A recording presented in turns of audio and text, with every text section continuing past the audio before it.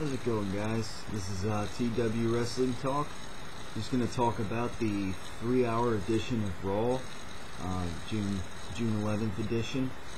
First off, I want to say I did not. I usually will talk about SmackDown, but this past Friday night SmackDown, I did not get to. I mean, it was, for one thing, I was pretty busy this past weekend, and it just wasn't a very, it was a pretty thin SmackDown. There wasn't much to it. I mean, Christian Ziggler had a decent match, I guess you could say, a bit of a promo there, and the main event, Sheamus and Kane, I guess, was alright. Kind of had a predictable ending with the way the interference was, but other than that, it was a pretty, it just wasn't much to the show at all. But anyways, I think this past Monday night's 3-hour Raw, I think, did make up some, for SmackDown not being so good this past week, even by, typical SmackDown standards. We knew coming into this episode that Mr. McMahon was going to be a part of it, that he was going to evaluate John Laurinaitis' job. I'll get to that in a minute, but first order of business to talk about here with this episode of Raw.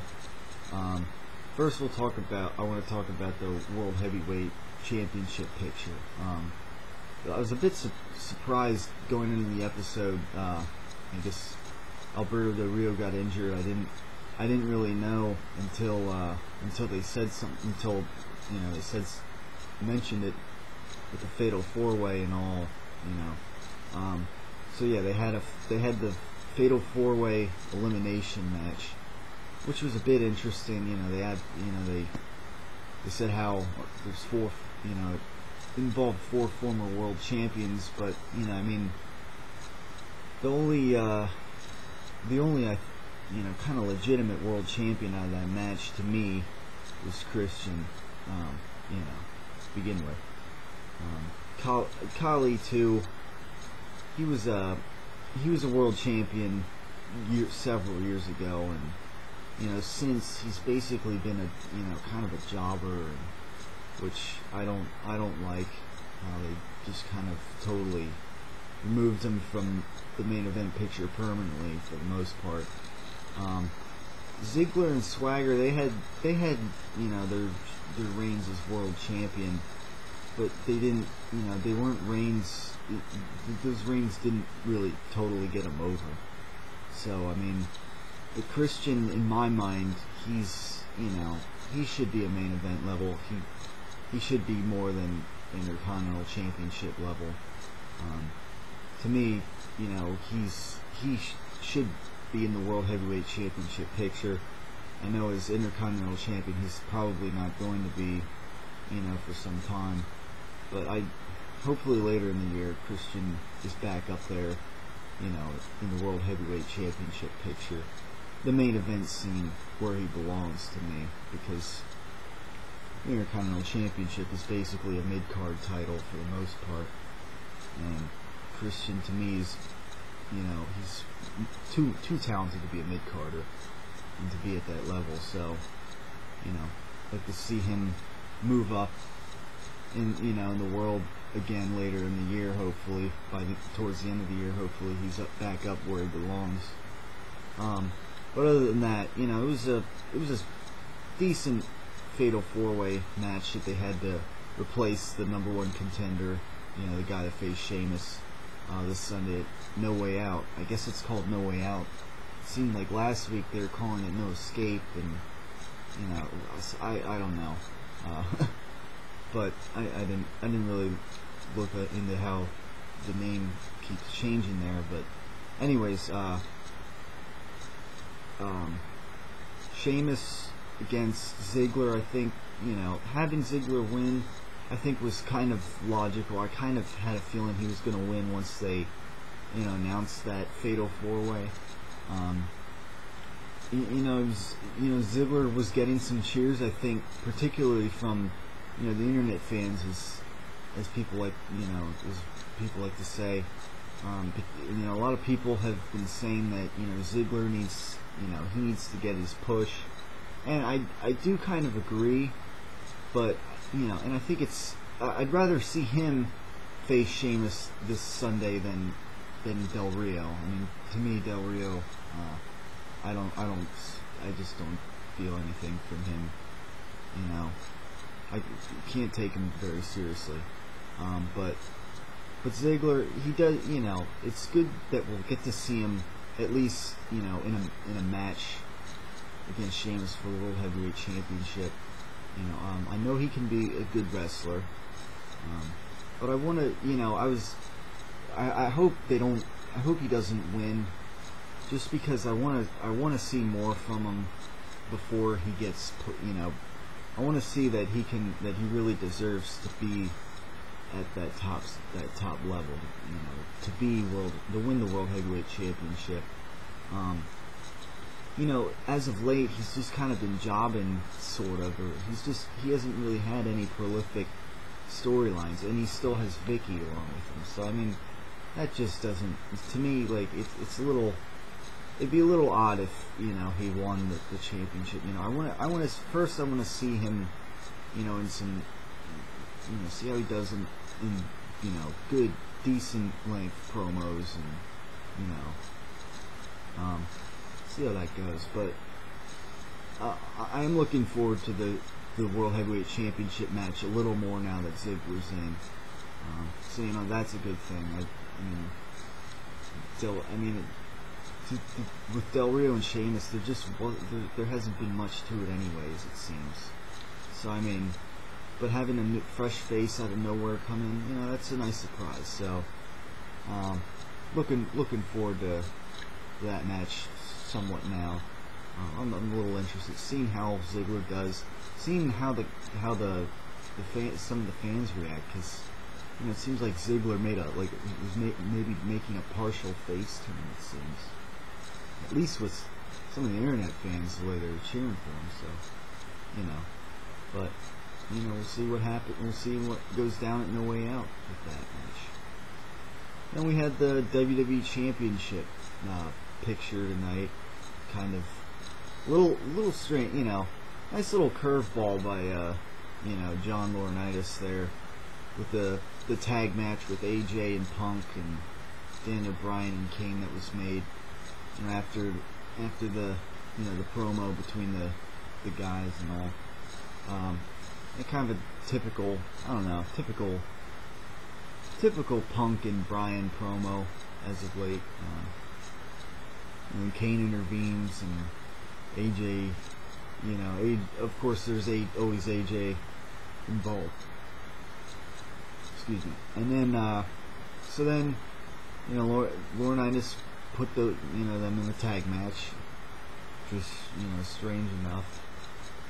Having AJ and CM Punk, you had to think that AJ was really going to get attacked by anyone, but even you had to think she was going to get tagged in somehow, and she did, and but the whole making out thing, with Kane and I don't know. It's just a little strange. I personally think that the triple threat story, that they could kind of do without AJ, but we'll see. She may have some implication. More likely than not, she probably will have some implication on what's going to happen at the match this Sunday between the three.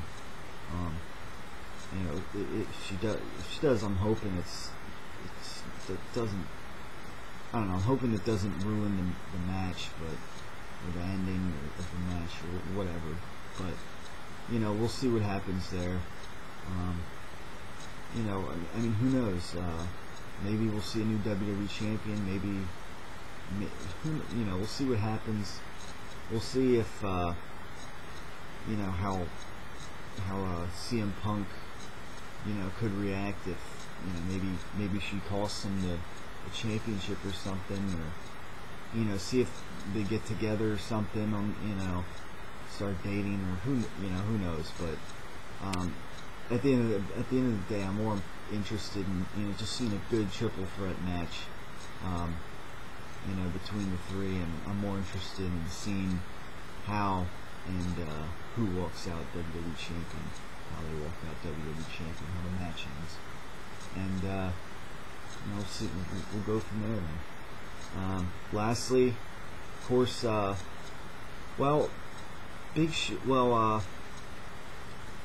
Laurinaitis, his evaluation, and his, with Mr. McMahon returning. It was interesting how by the end of the show, that whole thing kind of intertwined with the John Cena and Big Show story. Over the past, few weeks since Over the Limit, John Laurinaitis, he hasn't had as much of a major role on Raw, not as prolific of a role as he kind of did leading up to Over the Limit. But this Monday on Raw was a different story. He and obviously the main reason was because Mr. McMahon had his evaluation to do with him. When I heard Mr. McMahon was going to be on Raw this past night, I knew it was anything Mr. McMahon's involved in on Raw, on TV. I'm always interested in any story revolving around him, and of course the ending, which I'll get to in a minute. Mr. McMahon, interests me. His work on the mic is always, second to none. And Laurinaitis, in his own respects, he's great on the mic too. And it's just funny how he stumbles over words, and he'll say the 100th episode of Raw instead of the 1000th, correct himself. It's just funny. I mean, sometimes you wonder if he does it on purpose, but because it seems so often he stumbles over words and stuff. But it just in the long run, the way he is as a heel, it just kind of works anyways. It's not like he's a face, a baby face authority figure that that stumbles over these words and all the time, and it'd be a little weird. But as a heel GM, I think the whole thing suits him. His whole gimmick is really working. Creates heat all the time with the fans. Now, I guess I'll kind of go back and forth a little bit. We had Big Show knocking out R-Truth from out of nowhere when R-Truth was getting interviewed. Just out of nowhere, unpredictability, is what Big Show's bringing to the table lately, and that's never a bad thing. That's something that, on the other hand, John Cena just doesn't really bring at all to me. But Big Show, out of nowhere, it's just, you never know when he's going to strike lately, and that's what makes him such a great heel right now on Raw. And we had the steel cage match with him and Kofi Kingston.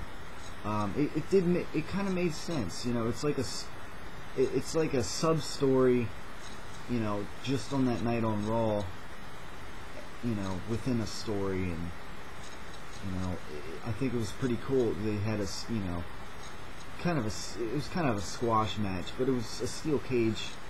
It made Big Show look more of a threat than he has looked once again, and it was good. We had that that unique sort of tag match, which it kind of ended a little disappointing to me. How CM Punk kind of just did an elbow, and it seemed like it was rushed a little bit, but then we had the Fatal 4-Way, and then Big Show and Kofi in the steel cage was kind of another curveball match that it was good. Again, it was kind of just to get more heat towards the Big Show and make him look stronger, kind of just top off that that sub story with him and R-Truth and Kofi Kingston wanting revenge, and so that set things up pretty well there. Now going back to Vince McMahon, John Laurinaitis, John Laurinaitis trying to, the goal was to make every match, really well, book great matches, and throughout the night, Vince was kind of, Vince and Big Show were kind of the stars of the show tonight in their own ways. But I mean, Vince McMahon, he was involved in more than I thought he would. I mean, he had of course, the stuff at the end, but the opening promo. He was involved in numerous backstage segments. All pretty good, I guess. I didn't care for the Funkasaurus Fiend one or whatever. To me, those girls are just kind of annoying to me. And the whole Funkasaurus thing, it just tends to be a waste of time to me. I usually tend to, go get something to eat or something, or just change the channel for a second when, anything involving Brodus Clay comes up, just because of the nature of the predictability and, the waste of time factor to me. But, other than that, Vince McMahon, he was kind of fun, he held his own in his comedy tonight, so kind of threw a little bit extra into his performance tonight. But then, of course, at the end, which was the most important part, obviously, it was interesting. We had the whole teasing of Laurinaitis might get fired here. Obviously, obviously something was going to happen. Knew something was going to happen. He wasn't going to get fired. Then we learned that I think after Big Show came out, and after Cena kind of cut a tip, responded to Big Show in kind of a typical fashion, kind of trying to be funny, get the fans to rally behind him. Big Show seemed, just kind of business as usual. We had John Laurinaitis. We had this, if Big Show loses at No Way Out, then John Laurinaitis will be fired. This is just kind of like over the limit in a sense as far as the stipulation goes. So now Big Show's fighting. Vince McMahon said he's going to be ringside at the match at No Way Out, and so the stakes are high once again. Laurinaitis' job is on the line yet again, but this time Big Show's the one fighting for it. And Cena was saying how Big Show has to win, or he's got no one left to blame if he loses, or I'm hoping Big Show wins because I think it will win. I'm thinking he will win because I don't see John Laurinaitis getting fired anytime soon. So and I think it would advance the story. We might, maybe we're starting to see a little bit of long-term planning here by WWE, which is a good thing. They need to do more of it. It seems like this story that kind of began, in the build-up to Over the Limit, it seems like it may go past No Way Out and maybe further. So that's a good thing. But yeah, if Big Show loses, I don't think he will. I hope he doesn't. Then John Laurinaitis will be fired. However, we had a bit of brawling after after the talking was finished. You know, Cena and Big Show were shoving the security guys out of the way, and you know, I think Cena like brushed into Laurinaitis a bit, which, you know, maybe something will be brought up about that. I don't know. But the more telling, you know, the big, you know, holy moment was when Big Show was in the corner, and Cena and Vince McMahon were kind of both near him. Cena was like in front of Vince, and Cena ducks a knockout punch from Big Show, which happens to land on the face of Vince McMahon, taking him down and putting him out. So it seems. You know, it kind of made me think of the. It just made me think of the limo explosion from like 5 years ago, like almost 5 years ago. You know, to the date, not exactly, but around the same time. It just kind of brought back, you know, that feeling like, holy crap, like Vince just got knocked out, or, you know, kind of, holy crap, Vince just got blown up in a limo. You know, what's going to happen? But, you know, my point is, it's definitely leaving me and probably all of you with the feeling of, you know, well, okay, this, you know, what's going to happen now? Like, it's a good thing, you know. It was a good way to end Raw, because it's going to keep us watching, and it's leaving things up in the air. You know, what now is Vince really going to be? How is Vince going to be at ringside now, or you know, what's going to happen? So definitely, you know, some good stuff there. Cena like had this deer in the headlights look, like, oh crap, you know, because he ducked, Vince McMahon was the one that took the shot. And so it's good. It's going to be interesting. We still got SmackDown coming up later in the week, but I'm looking forward to No Way Out now. I'm looking forward to that match more than I already was. I think they did a great job intertwining those stories tonight.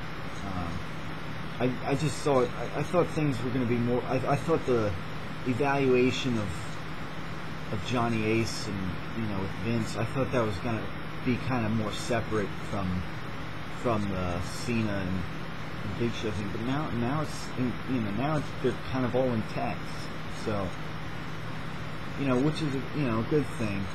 You know, kind of less storylines to divert us from the WWE Championship and the World Heavyweight Championship. You know, that's like all combined into one story. So that's a good thing. Great, you know, unpredictable stuff. Anytime you get those, you know, the adult male audience cheering, you know, the holy shit chants, that's always a good thing. Because we don't, you know, last time we heard them, those, you know, it was like, I think when Brock Lesnar came back, I don't know. Maybe during Extreme Rules, might have heard some of them, but when Lesnar came back, that was a, you know, holy shit moment. So that's that, you know, definitely a good thing. Definitely a good ending to Raw there, suspenseful ending. You know, yeah, it's going to be interesting to see what happens at No Way Out. See if anything happens at SmackDown. I don't think anything at SmackDown will really happen concerning that story. They may say stuff about it and show, you know, replays of it, or who knows? I mean, they might mention it. They might have a segment about it. Someone else talking about it or something. You know, on SmackDown, just because it's the chairman of the board. You know, it just got knocked out by Big Show. So we'll see. We'll see what happens on SmackDown with that. And then lastly, just want to throw in, it was announced that Triple H is going to be at No Way Out to talk about the lawsuit of, you know, with Brock Lesnar, Paul Heyman.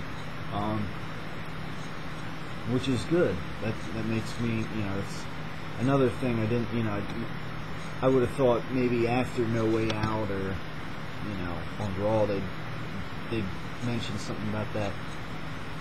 But having them announce it at No Way Out, that's good. I mean, you never, at pay-per-views, it's not so common that you have, big promos, but this is like, this will likely be a big promo, a big segment, 10 minutes or longer probably, and who knows, I mean, maybe Paul Heyman will come out, maybe,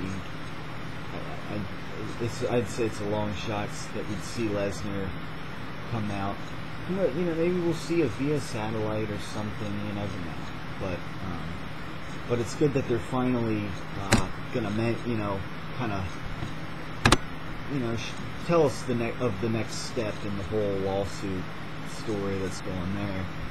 So with Triple H there, announcing it. So good stuff. Probably should be pretty good. Looking forward to that, and see what happens on SmackDown. But I'm definitely looking forward to No Way Out. It's just big show. It justified what happened tonight. It justified Cena being in the main event yet again for a fourth time in a row. As I've said before, Lesnar, Cena, Rock, Cena, that was fine. But, Laurinaitis, Cena, that didn't, over the limit. That didn't have to be the main event. Originally, Big Show, Cena, that didn't have to be the main event. But, just the stipulations that they're putting behind it with Laurinaitis, with his job being on the line again, and just because Vince McMahon got knocked out, and who knows what's going to happen. It should be quite an interesting main event. So, not totally disappointed that it'll main event once again with Cena. That it will be a title match that won't be main event in the pay-per-view as far as the last match. So. Well, we'll see. We'll see what happens. Simple as that. See what happens in SmackDown this coming week, and should hopefully discuss that later this week. So stay tuned for that.